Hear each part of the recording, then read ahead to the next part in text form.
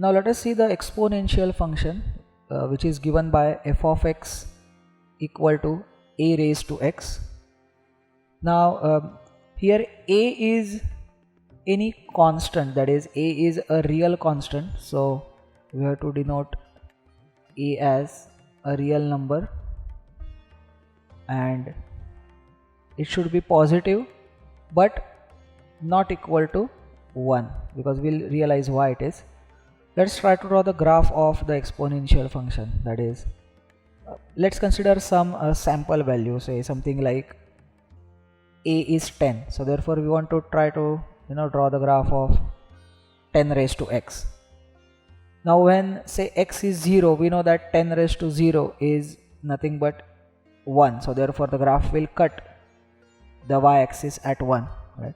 And as we consider the positive values of x, the graph will go on increasing like this, right? So that is how the graph of 10 raised to x looks like. Now when x is negative, that is something like say 10 raised to minus 1, it is basically nothing but 1 upon 10 raised to 1, isn't it? So ultimately this is also a positive value only.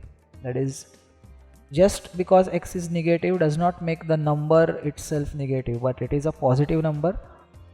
Only thing is that it will go on reducing on left hand side. So this is the way the graph looks like on the negative x side. Now what if we consider a slightly smaller base, say for example something like, suppose we want to have say 5 raised to x, how the graph will look like? Now you know that on right hand side the graph will be slightly slow in increase, okay, as compared to 10 raised to x, but on the negative side it will be definitely on higher side. So that is how the graph of 5 raised to x will look like, and so on. So similarly, if we consider even a smaller base, say something like 2 raised to x, it will look like this.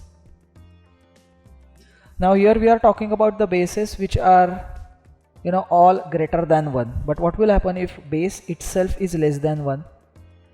That means if we have the base lying between 1 and 0, that is, the base is a fraction less than 1, so in that case the graph will descend down like this, simply because any fraction less than 1, when you raise it to some number which is bigger than 1, then the answer will be smaller than that particular fraction itself. So therefore it will be exact mirror image of the corresponding exponential graph. So if we have something as 1 upon 10 whole raised to x,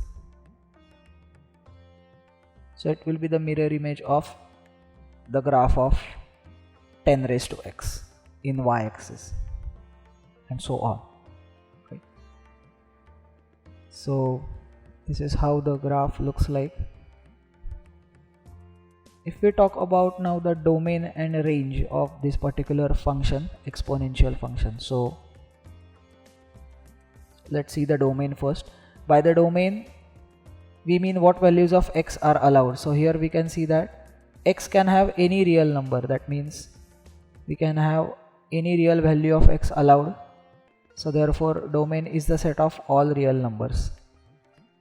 Now if we consider the range, that is which values are possible for this particular graph to have on y-axis. So if you look at the y-axis, we see that the graph basically lies above x-axis only, and that too it never touches the value 0, that is, it does not touch the x-axis anywhere.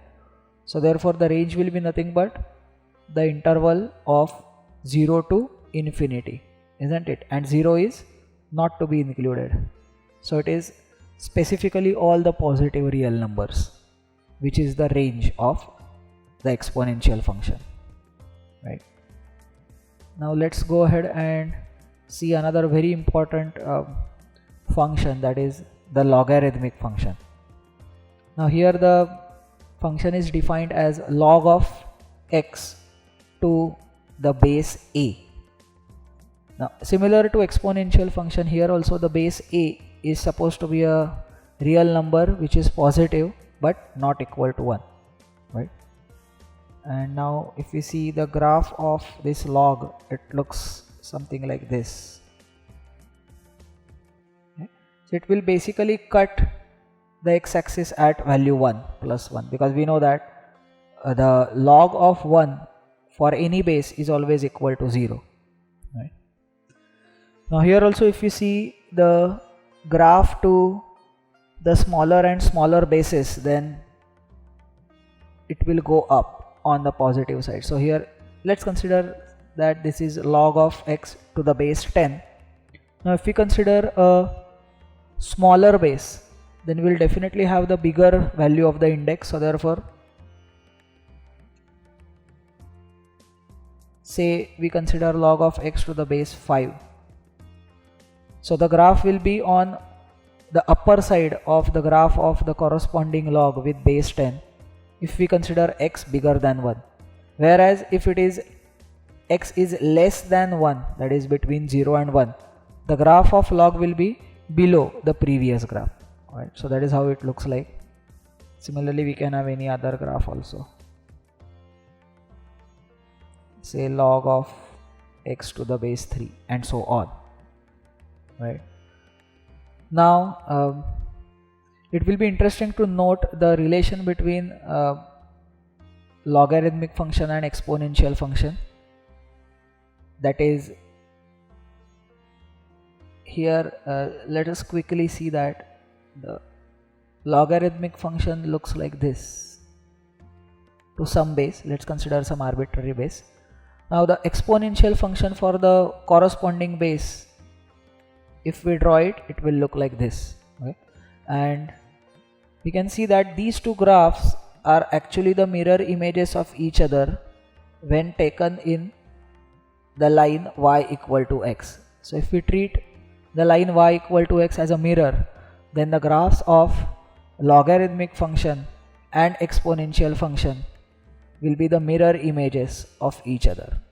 So this is what it is clear from this particular figure, right? Now coming back to the logarithmic function, the domain, the domain of log is which values of x are allowed. Now here we see that from the graph lies entirely in the right hand half side of the x-axis. So that means x must be a positive real number. Even 0 is not allowed. So therefore domain is nothing but 0 to infinity, and 0 is not included. And if we consider the range is nothing but set of all real numbers, that is, any real number can always be the log of some other real number. And it's clear from the previous example that the domain and range of logarithmic and exponential function are the exchanged values of each other. So that is how the graph of logarithmic function looks like. Now this is the examples which we saw of the logarithmic graph. They were with the base which is bigger than 1, right? Now what will happen, how the graph will look like if the base is less than 1? So in that case what happens is the graph looks like similar, but it will be a reflection in x-axis. So it will be something like this. If suppose say we want to take the log of x to a number which is less than 1, the base is less than 1, or in other words it lies between 0 and 1. So this is how the logarithmic function of that particular base will look like.